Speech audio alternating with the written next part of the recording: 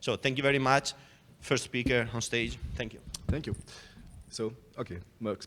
So we're quickly doing a quick update on works. Okay. Better? Okay, thanks. So we will do a quick update on the SecLounge SIG update.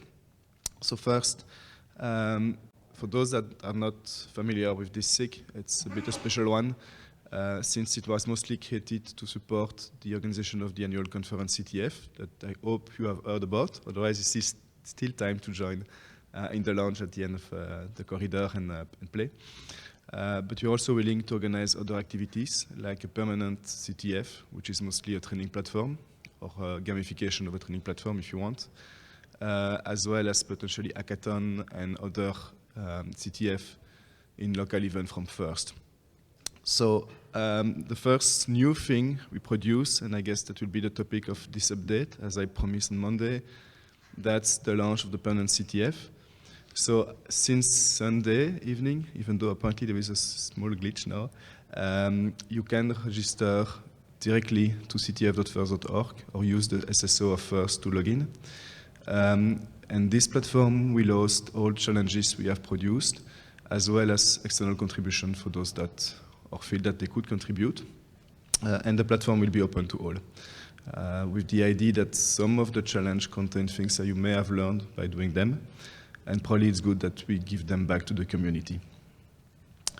So as I said, the goal is to have a learning experience. It's open to all, so even those that are not first member. And an important thing there is the fact that it's also open to external contribution.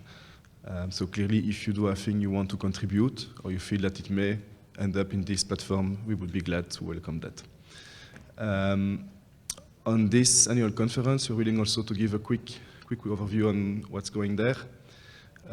So in total, 13 organizations helped with the organization of the CTF. You have all the logos and names running, again, in the SecLounge area.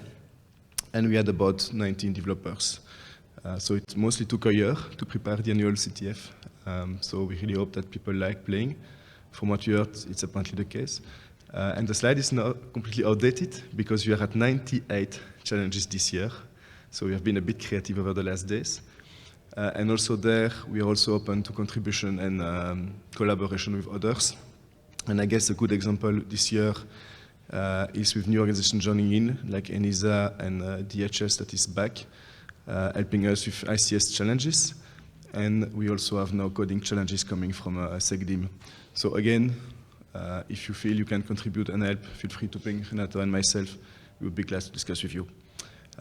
For us, I won't take longer than that. In case you have any question, you can reach us at this email address. And you can always go to Renato or myself, and we'll be glad to discuss with you. That's all for me.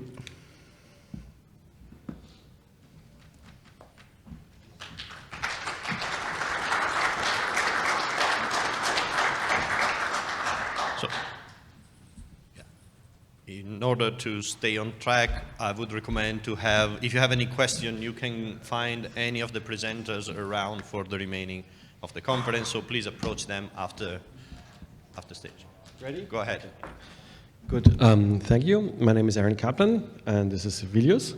And we're amongst quite a few co-chairs, including David, of the Automation SIG. So next slide, yes. The idea is to establish a forum to exchange best practices for automating incident response topics. It's a very broad term. Automation is very broad, unfortunately, but we still know roughly what this means. Anything that we would, as an incident responder, would do manually, we try to think about how to automate it. We have a best practice document that we're working on. It's on GitHub. It's actually just released today on stage.first.org. So if you go to stage.first.org with your single sign-on, you can already have a look at the first alpha version of it. And yeah, we have a list of tools there. Vilius is also very experienced. All the SIG coaches are very experienced on the tooling part. And this is also a reach out to you. If you're interested, we have monthly SIG calls. In the monthly SIG calls, we have usually presentations of tools or standards for automation. If you're working on a tool, open source, closed source, doesn't matter, we would like to hear about it. Like, reach out to us, catch Vilius or me or David, sometimes in a break. We have a list of upcoming talks, so it might be also interesting for you just to join and listen to the talks. Or if you want to be more active, we have on GitHub, as I said, the BCP guide, Best Common Practices guide. So take a look at it. It's as of yesterday evening, it's public, so you can now just fork and make a pull request. So if you know of a tool that you use that you like, again, open source or closed source, doesn't matter. We make no distinction here. Yeah, it's there. Currently, I would call it maybe even alpha release. We still have a long issue of things that we want to put into the document. There are some XXX fix me's in the text. That's why it's under stage.first.org. It's not public yet. Razvan from ENISA will send out a survey after the first conference to a wider community on tools that you use. We would like to ask you to fill out the survey so that this list of tools gets expanded. Yeah, how much time do we still have? Not much. Anyway, we're quite a large group already, but of course this topic is very broad, so we would really like to have your input on that. So do join us today at 12, is that correct? We have a SIG update, SIG meeting at 12? Yeah. Anyway, look it up in the calendar. I think it's at 12 today. The SIG meeting, yeah, 12. Okay. So come and join us. We'll have a round of introductions, use cases, what you work on, what we're working on.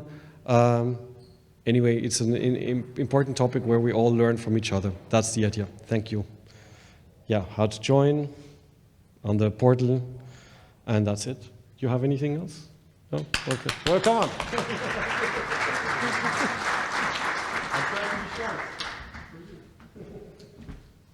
you, Aaron.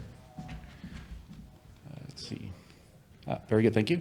My name is John Christoph, and I'm here to tell you about one of the newest SIGs, the NETSEC, a network security SIG.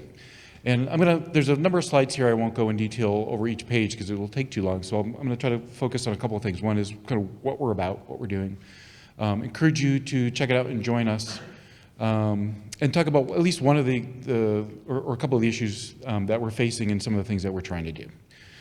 So go check out the page. You can read all this stuff, but in a nutshell, what we're interested in is internet infrastructure types of subsystems like the routing system, the DNS, things like DDoS attacks, anything that maybe requires, we would say, inter-AS or inter-autonomous system cooperation, coordination, and you don't necessarily have to be a first member to participate. If you have some inter-AS influence, like if you're a researcher looking into routing hijacks or DNS hijacking or cache poisoning, or you create IP reputation feed lists, and that sort of thing. We would like you to come join us. This is a group that's interested in internet infrastructure. A lot of people in FIRST spent the session previous to us had spent a lot of time talking. We talk about things like kits, writing YARA rules, and malware analysis. And we're a little bit different. We're looking for more of a network focus. We're trying to build that bridge to bring more of the network-oriented focus back into FIRST. If any of you have heard of NSP Security, that mailing list, the Ops Trust community, some of these other secret handshake clubs and fight clubs, we're kind of, in some sense, kind of coming back to FIRST, the operation of taking advantage of all the infrastructure that FIRST provides to bring a lot of these people back together. We're trying to compile lots of best practices and facilitate helping people implement those. We're going to be having some talks, a webinar coming up hopefully in about the next month or so on some route bogon issues, maybe some DNS stuff later, maybe some RPKI things down the road. It's pretty much open. The NETSEC SIG, because it's so new, it's actually a good time to join if you're interested in those topics, because you can really help shape what it is we're going to do and how we do it. And one of the things in particular, that we could use some help on figuring out is how we actually get people into the group. We're sort of in this weird position of trying to figure out, we want a lot of people to participate. We don't want to make it where it's such a secret club, it's hard to get in, but we don't necessarily want just any random person who just wants to lurk come join the group. We want people who are truly interested in this topic and have something to say or contribute. So we're trying to figure out how to actually get people in the community and keep them active and keep us moving forward, so to speak. So that's roughly it. You can just go to the page. There's a request to join. You know how to do that. There's some stuff that we have going on in the mailing list. I post some stuff there. There's some stuff coming in webinars. There's some other things happening this week on Thursday. We have a BOF. There's another SIG meeting at the end of the week on Friday. It's not June 6th, by the way. That is Thursday the 8th, so there's just a typo there. Apologies for that. So that's kind of what's happening. There's a lot, hopefully, to come. Like I said, we're new, and there's a big opportunity for people who want to participate and come help us figure out what it is we're going to be doing the years to come. So I think that's it. Thanks very much. I think I'm turning it over to the framework. SIG? Yes. So, thank you. So, since our speakers are doing better than expected, we actually have a couple of minutes. So if you have a question for the first three speakers, please raise your hand and I will reach with the mic. We have time for maybe one or two questions. Otherwise, we continue already with the next presentation. Thank you. Thank you, and I promise to use the time we saved before. No joking, Mark. Okay, who has heard about the CSIRT development framework before? Okay, who has read the CSIRT services framework? That's a little bit more. Okay, did you like it? What you disliked it? Most about it? Was there anything we could improve on? Okay, so that means more people need to read it, so we get more feedback and can actually improve. At the heart of the frameworks, and there's also a framework for the PC cert folks, is maturity. And maturity is something that doesn't come easily, and it has a price tag on it, because you need to invest in maturity. But before you can talk about maturity, you need to talk about quality and management and what it is all about. And to have a consistent framework, we talked about services. And once we had the services defined, the question was, we need people. Because if you want to be mature, those people doing the job needs to have a higher maturity. But before that, they need to be there, which is a common problem to find good people anyway. But also that means capacity. But then they need to be educated and training on the job, which is the capability. And only then, by doing it, improving the way you do things, setting standards inside your team, and adopting standards like TLP for your team, then you gain maturity. So an obvious question after the CSIRT services framework was out was, what do we next in our SIG? And we figured out that the role model for CSIRTs is quite non-existing. So we explored that. And in the way of keeping it rather short, not writing 200 pages for you, besides we don't have that many volunteers to be able to write 200 pages, we kept it short and we described each role by these 5 characteristics.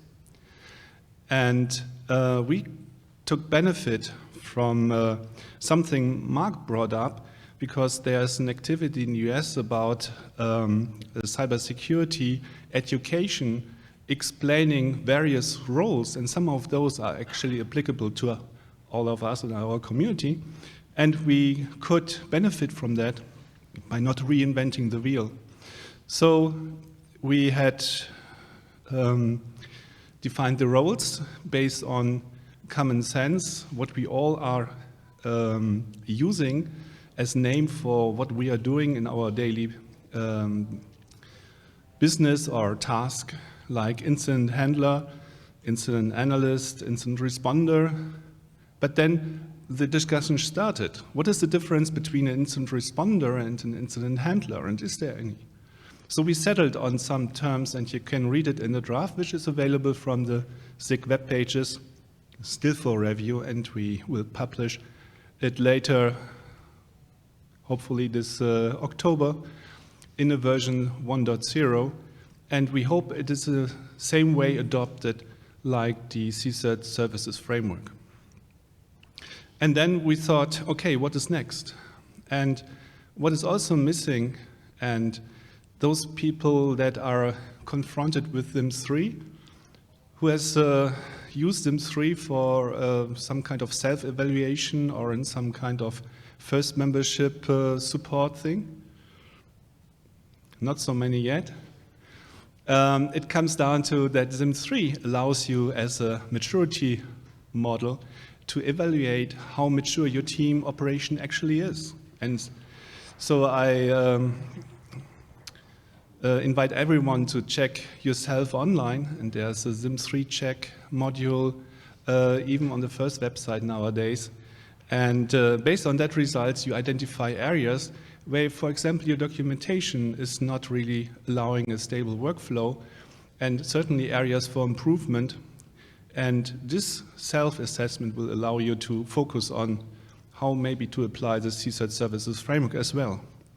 But we recognize that the ZIM3 model will be quite different if you're a CSIRT or a PCSIRT or a SOC or an ISEC. And we certainly also recognize that there are sub-teams like a national CSIRT, a coordinating CSIRT, an internal CSIRT, however you want to call it, a sectorial CSIRT. And they are similar, yeah? Similar like shoes are similar to each other, but certainly quite different from each other if you compare directly. And we needed to settle on team types. And we believe the community is ready to use team types, because if a new first member comes and the maturity model is applied, they say, yeah, but we are a SOC. We need to have something different. So we don't try to define all the team types at the same time, but we settled on 4 different types, which are well-known types, classes we know of. And to make a long story short, we just applied the CSIRT services framework and looked what is an absolutely must in order for you as a CSIRT, for example, to provide service to your constituents. And we came up with the musts, and we will focus later on the shoulds. And Robin Riffle and Mark and the other guys from the SIG have prepared texts, which we will make available after the conference, and we expect a very good discussion. So that's the fun we have in our SIG, and you're certainly happily invited. Thank you.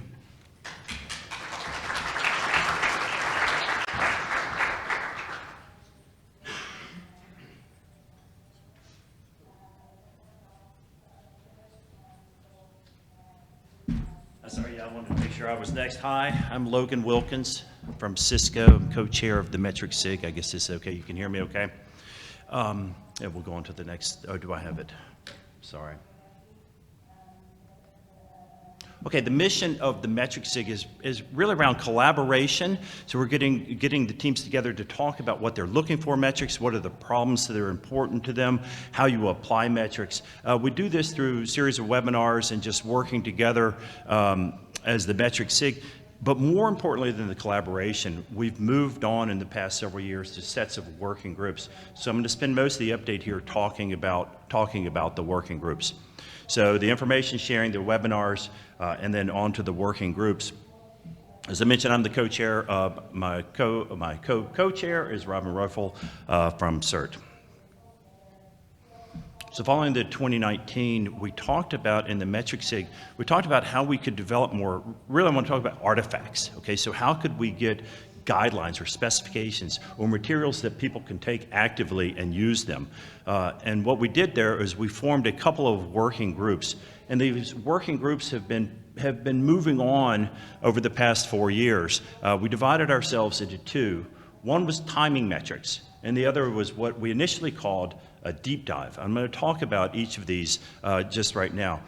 The reason we did this is because we identified that timing metrics was something that we could bite off and we could get success. And it took a while, as any of you have done this sort of thing, you know it takes a while to bring team together and work through each of these different problems, and these types of collaborations can be lengthy and labor intensive.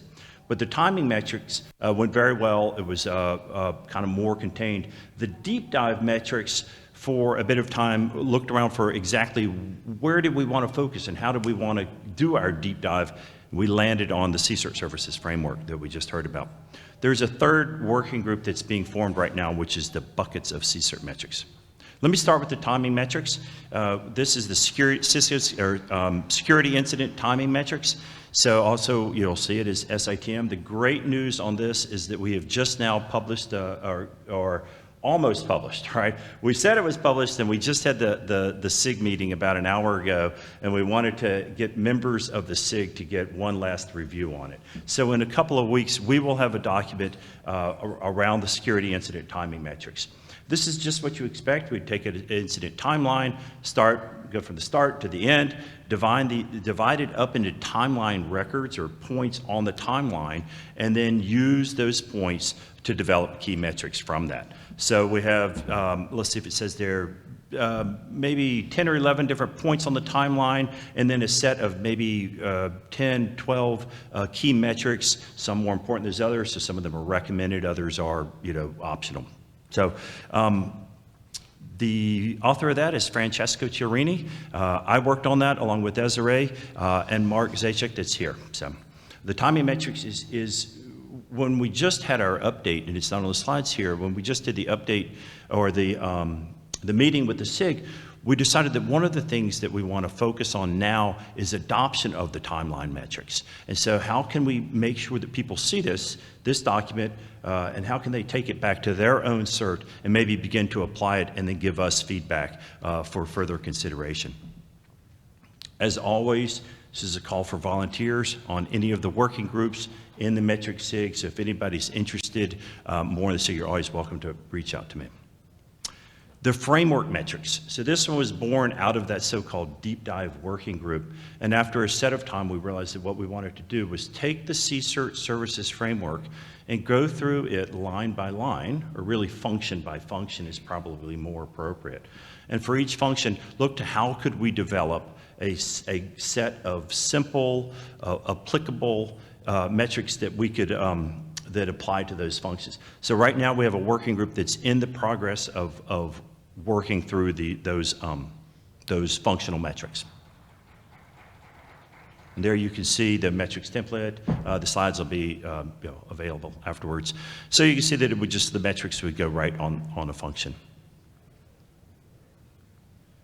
And the last one is just buckets. This is a broader report. We're really just looking to say, what are the different functional areas? We just talked about a few, like incident metrics. But we're also looking at what ones may be more related to financial services, what ones may be related to your team training. So beginning to identify different types of metrics. This is a nascent working group that really is looking for volunteers there.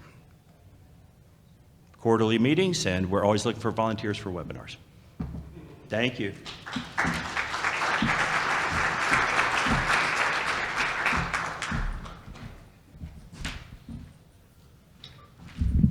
Good morning, everyone. Hi, I'm Art Mannion, representing the Vulnerability Reporting and Data Exchange and Vulnerability Coordination SIGs. This will be pretty brief.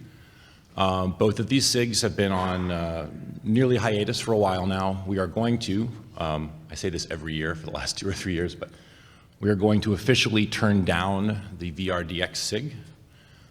So this is not a, it's a success story. We've done work. The work is done. There's nothing else going on. The membership's not interested in more work at this point.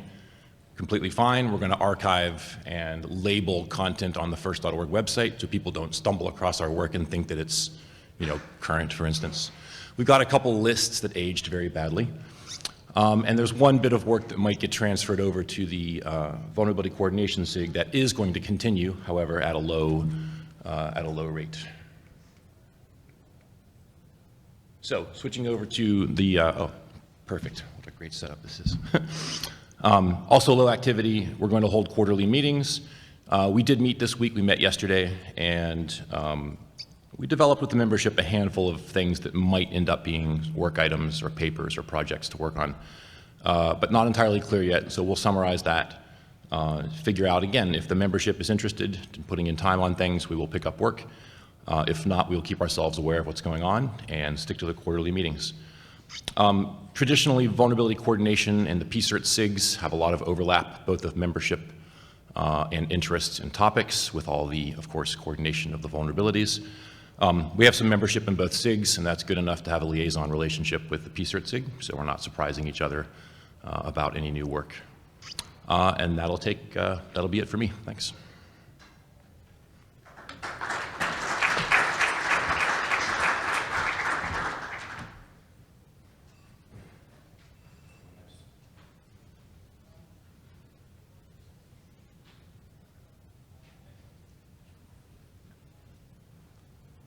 The next presentation is actually a remote, so we have a video. Yeah. So I would like to remind everybody that all the authors will be around for the rest of the I'm week. co-chair of the information. So you can ask questions to them, approach them after the talk. So go ahead. Hi, I'm Terry McDonald. I'm co-chair of the Information Exchange Policy Special Interest Group. And I'm just going to give you a bit of an update of what's been happening over the past year and what our plans are for the next.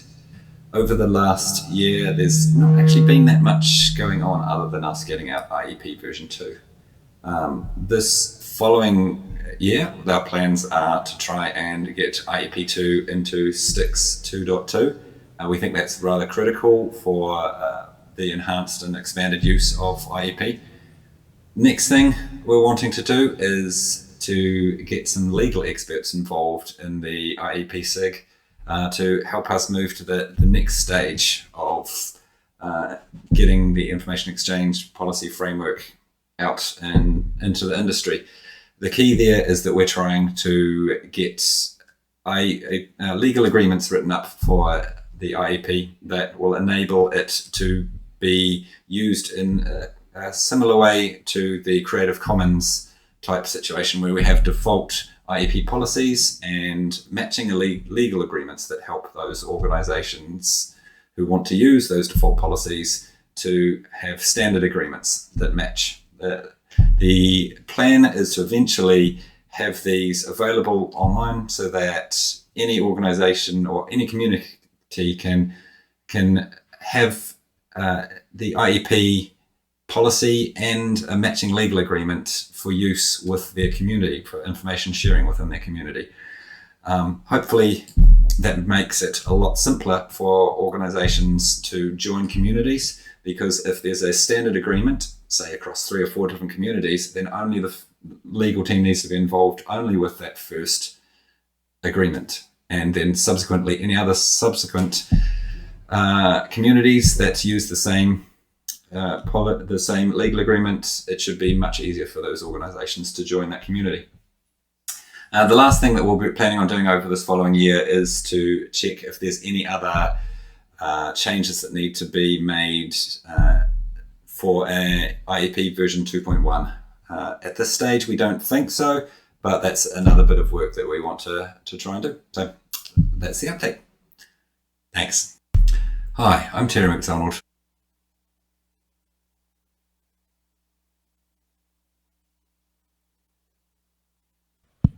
Okay, and with this presentation, the session is over. So since we have a few more minutes left, is there any question in the room that you want to address to any of the speakers except for the last one? Right now, anybody? Yes, Paolo. Let me give you the microphone. Probably my first time to, I mean, I never attended any of those working groups, but how do you handle like cross project relationship? Like, you know, there's the VEX, the vulnerability scoring systems with the, you know, CVE database, bombs, VEX. How do you do you have then sort of cross working groups? And yeah, so that's just the idea. Well, I don't know. I think there's more than one person here that is in multiple SIGs. So I guess that is pretty much the answer. I don't know any of the authors that want to take this. Yes. Some of what I heard you say VEX, CVE. So I'm involved in both of those. There are non-FIRST working groups and efforts where that work occurs. At FIRST, I'm not aware of any active engagement, as FIRST. The Vulnerability Coordination Working Group, or SIG, could be a place for that. But the question really becomes, what do we want to do as FIRST versus, for instance, you can participate in the VEX group directly if you desired to. So just a choice of where to put the effort. But some of those topics could be good candidates for the coordination SIG.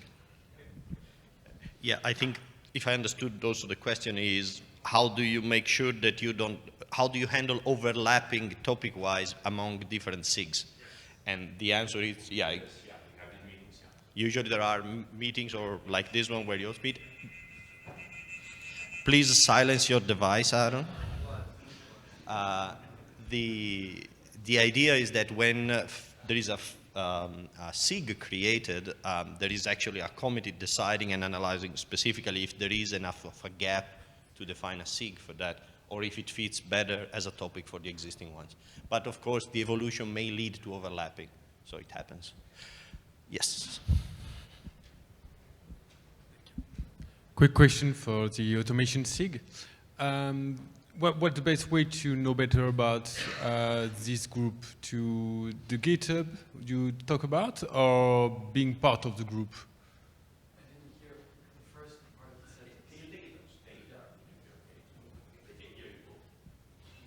My question is about, yes, your automation SIG to know better about the work you do, and I'm not really participating maybe, but just get more information.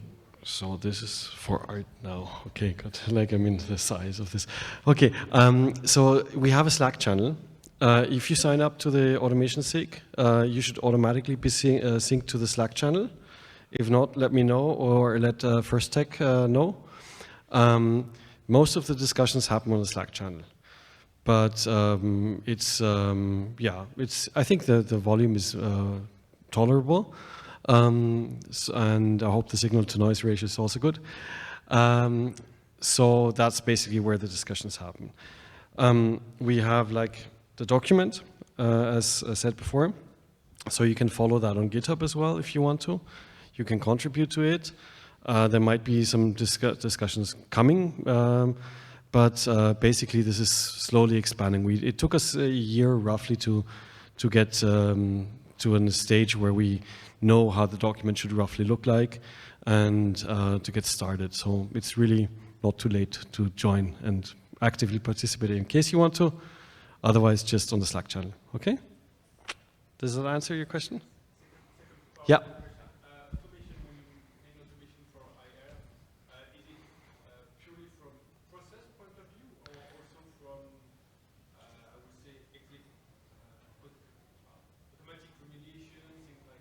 Anything of...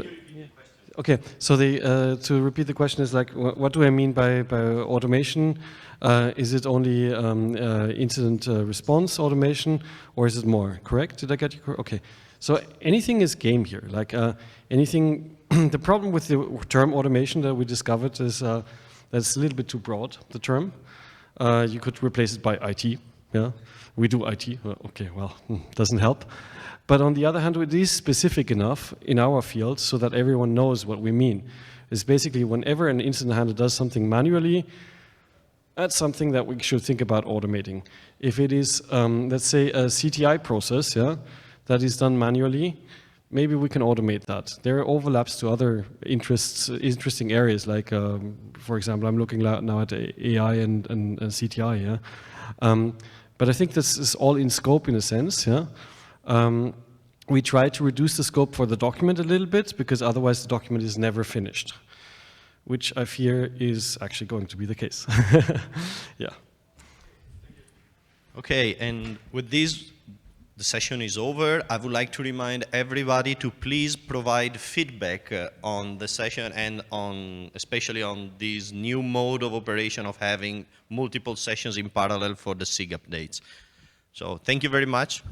and enjoy.